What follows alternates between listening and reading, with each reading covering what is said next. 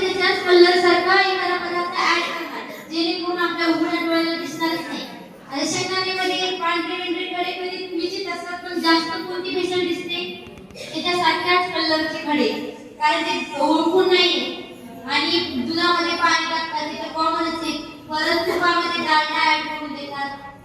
काय ऍड करत असेल डालडा? तुपाची किंमत जास्त आहे, डालड्याची किंमत कमी, पैसे तर तुपाचेच येणार. ही मानसिकता ठेवून जे कोणी भेसळ घडून आणते त्याच्या विरुद्ध आपल्याला जर निदर्शनास आली, लक्षात आली की या पदार्थामध्ये भेसळ आहे, तरी फूड पॅकेट बघितले त्याच्यावरती वेगवेगळी माहिती दिलेली असते. एफएसएसआयचा नंबर असते, घ्यायचे का परत उभं करायचं काय? तिथे बघा नंबर दिसतोय.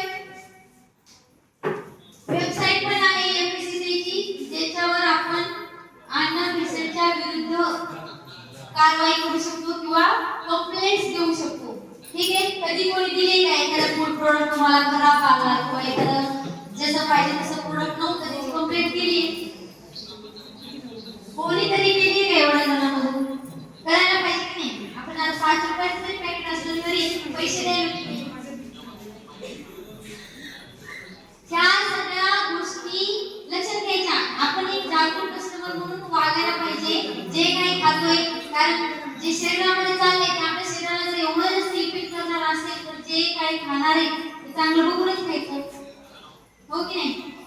तर याच्यासाठी ते साधी एक टेस्ट आहे की तुमच्या घरी तुम्ही जे रेग्युलर मीठ टेस्ट करताय त्याच्यामध्ये भेसळ आहे की नाही